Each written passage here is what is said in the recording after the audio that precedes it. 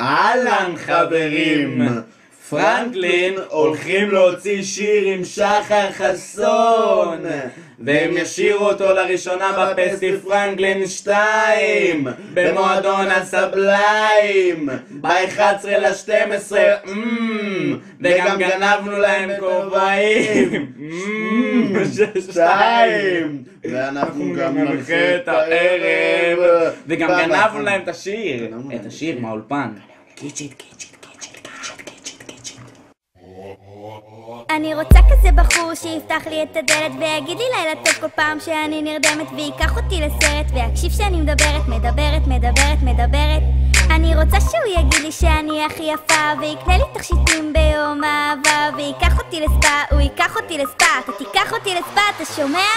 אני רוצה שהוא יעשה לי קיצי